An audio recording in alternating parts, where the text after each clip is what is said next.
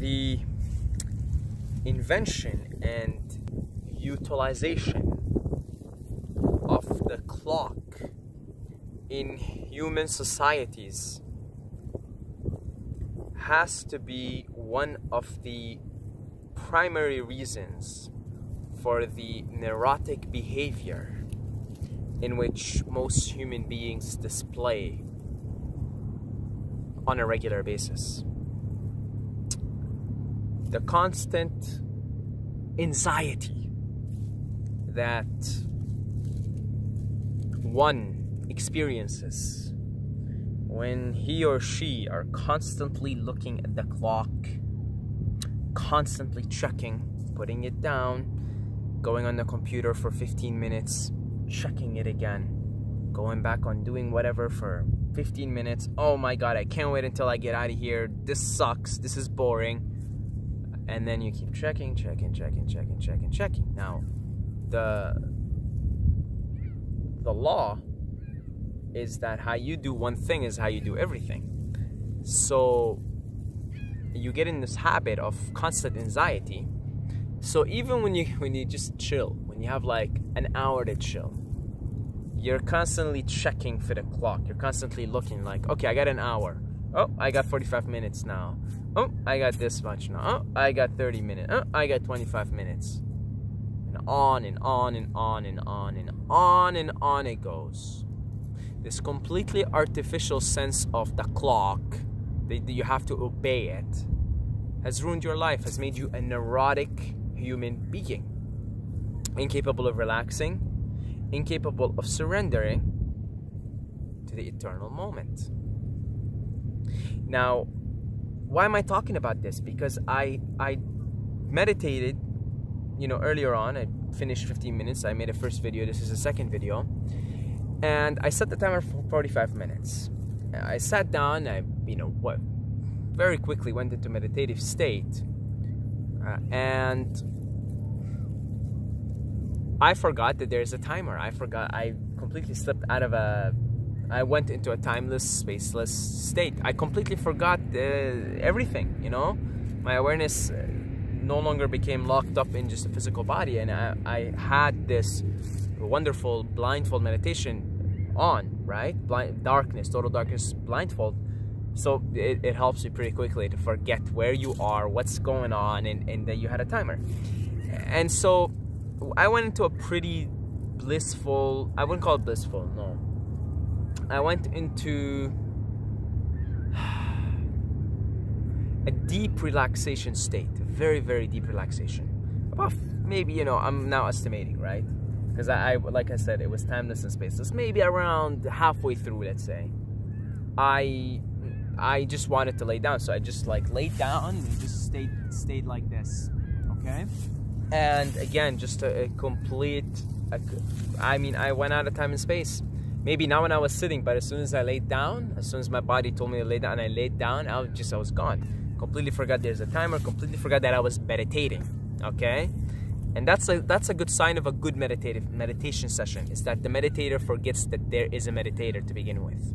Okay, so I call that a good meditation session because I forgot that I was meditating. So then the interesting thing happens. About 3 minutes or so before the 45 minutes, because I set it for 45 minutes, before the time went off, I remembered, I say, now there is a meditator, there's a doer. Blast, bloody doer. Okay, so I remembered, oh shit, I got a timer on. Oh my god, how long have I been doing this?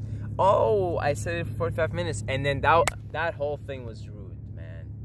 It was ruined. That beautiful state, that eternal state was just, it was gone. It was like, oh, here we go.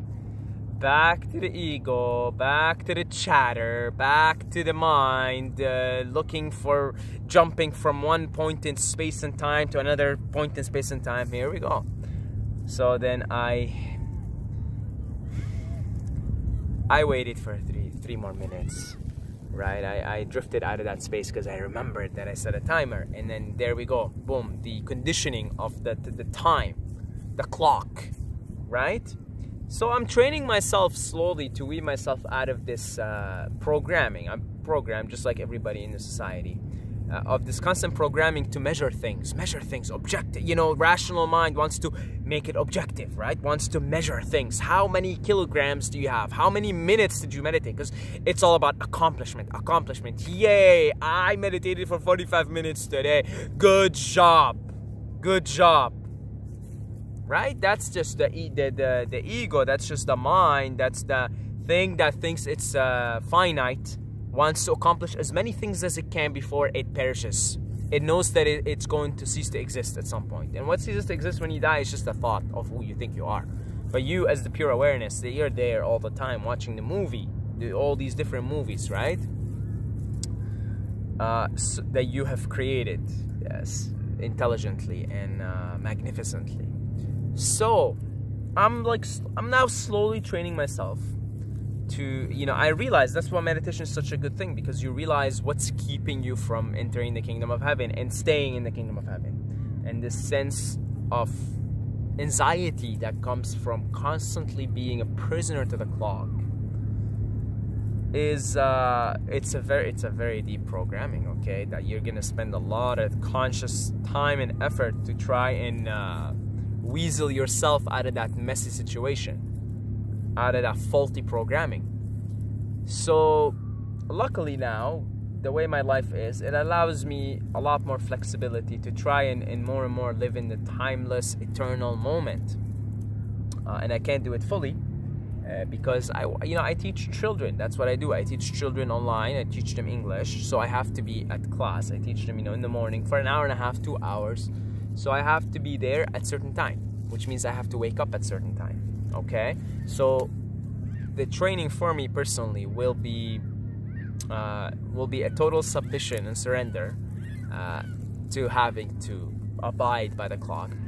It's also because I enjoy the work, and I really enjoy waking up early in the morning and sun gazing before starting and taking a walk. I really enjoy it. So for me, I'm pretty grateful for where I am in life right now. It's not a big deal. It really isn't, because for those, when I'm teaching the children, I kind of get in a bit of a timeless state as is, because you're teaching, you're involved, so there is still that little bit of having to track time. It's not going to be completely gone, okay, until maybe sometime in the future when I'm in a certain position where I really can just go into pure timelessness, or I just drop out of society altogether, go live in a jungle or something, which is always a possibility, right? And that's fine. I'm totally happy with that part. But after I'm done teaching, because I get the rest of the day to myself, I'm gonna try more and more to live in the timeless now and navigate according to how I'm feeling. For example, today I sat out of my house, which is right there, and I wanted to go for a big walk. Okay, I wanted to go for a big walk, but I told myself today that you're just gonna try and just kind of be in the moment and just not think, just go. So I packed, I got water here, I got my blindfold, meditation and everything, and I decided I'm gonna come here and meditate. How did I decide? It just came by. I'm like, oh, the field looks good. I'm gonna take off my shoes here. I'm gonna sit down, get blessed by the sun and meditate. But even though I set out to walk, that was the initial stage. Now I have the energy. So as soon as this video is done, I'm gonna go walk. I'm gonna go for a big hike. But again, that's just kind of not timing yourself and not saying, okay, well, we're gonna go for a hike now for 2 hours and then we're gonna sit down and meditate. It's kind of like just wu wei. The art, doing without doing, action without action. That's kind of what I'm trying to, that's sort of the theme of my life now. Because I got this very nice, there's the sun there. That's all you need to think, right? I got a very nice lifestyle now, very good, very flexible. The work is very enjoyable. Sure, yeah, I have to restrict myself with the time. I have to be up at a certain time and teach at a certain time. But that's great. I'm not, but I got the rest of the day to be living purely in that eternal state. Now, somebody might argue, well, you could still be living in the timeless and blah, blah, blah, even with this. No. No, I gotta set an alarm. I gotta be up at a certain time. If I'm living totally in the timeless eternal moment, then I won't even set an alarm. Okay, but that's fine. That's all cool actually, because then when I start teaching, I get in that timeless state. So perhaps the minute the teaching starts for me, and up until the next day, which is the next day because the alarm, I gotta wake up, I'm gonna try and live in the eternal now. Just woo way. I mean, oh, you're tired? Oh, lay down. Oh, I get an urge to go and walk, and it doesn't matter what time it is. It doesn't matter what the hell's going on. The only thing that for me is there is an alarm. I gotta wake up the next day at that time, and I gotta start teaching classes at 7 a.m. or 7:30. Okay, and for me, that's the only two time restrictions. Other than that, it's like once you start teaching in the morning, that rest of the day and until the next day, it's like do whatever, you know, live Wu Wei. Just live, you know, the Tao. Just follow on, like listen to the Tao within you. You know, don't force things, don't time things. Don't be like, I'm gonna go for a 2-hour hike, so I can say I went for a 2-hour hike, or I'm gonna go meditate for an hour, so I can say I meditated for an hour, or I can't be liberated like that. If I live like that, that's not liberation, because true liberation is basically living in the I am, living in Brahman, living in consciousness, in pure awareness, and that's outside of time and space, ladies and gentlemen. You're not gonna find that in time and space. That's not, if you're constantly checking your time and your entire life is ruled by the clock, this artificial thing. I mean, if you just kind of follow, live naturally and just live with the elements, forget about this artificial human created thing called the clock, you would just like, right now it's mid-noon, you know, I don't want to be home. It's mid-noon, the sun is up, it's mid-noon, we're in the heat of mid-noon. And if you just start to align yourself with the elements without having to be restricted by the clock, you're free also as a human being. You're free as a human being. You're like, oh, you know, you just kind of go with your feeling. You feel your way through life. Oh, you see that the sun's going down, even your energy starts to change a little bit. So then you respond to that. Maybe you want to sit down. Maybe you want to do this. Maybe you want to sit down and meditate, whatever it is. Maybe you want to go eat. You just kind of listen to the Tao, listen to the, you know, and that takes a lifestyle, a holistic lifestyle based on connection with the elements. You see? And that's kind of now why I feel like I'm much more able to do that. Because now, literally, after done teaching, I'm pretty much spending most of my time in the elements.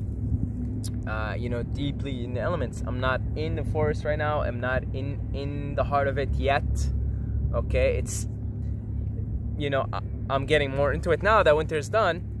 Nevertheless, now there is a more connection. Like, I'm basically, like, see, now I'm spending a good amount of my time barefoot on the earth, okay? And I'm getting lots of sunshine. I'm sun gazing whenever it's sunny. I'm sun gazing morning and evening. So there's more connection with the elements. And when you're more connected to the elements, as a human being, you could start to live more in the eternal now, in the timeless now, and you just kind of observe cycles, because the clock is just the human representations of cycles. Okay, it's just cycles, and the cycle is the cycle of the day, the rotation of the earth on its axis. Okay, plain and simple.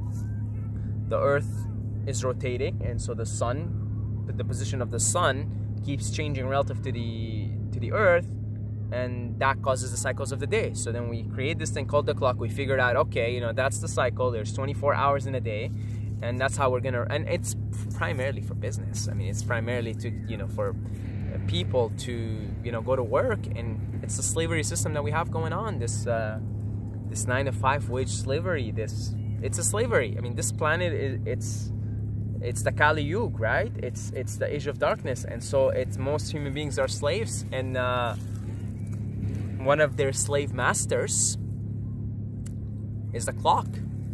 Okay, that's one of the slave masters of human beings. It's a clock.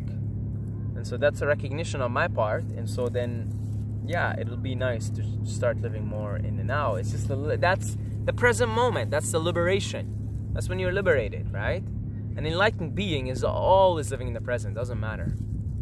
They're always in the present. Like, you know, it's constant present moment, right? It's constant present moment. Anyway, want to thank all the Patreons. It's really beautiful to sit here and watch your children play. You know, like it's nice to see life spring up again, and it's good. It's good. Human beings are supposed to live in a warm, life-filled place. Okay, I mean, we only get that 4 months here in Canada, which is why I'm moving to Thailand. But we're really designed to live in the tropics, in a place where there's a lot of life. It's beautiful. So I want to thank all the Patreons for supporting this channel, and you guys are awesome. You guys are amazing.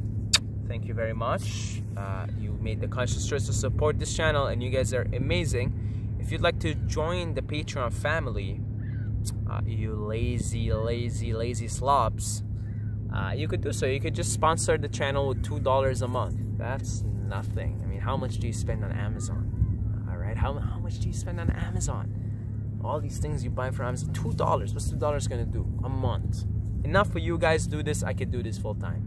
Okay, that's all I'm saying.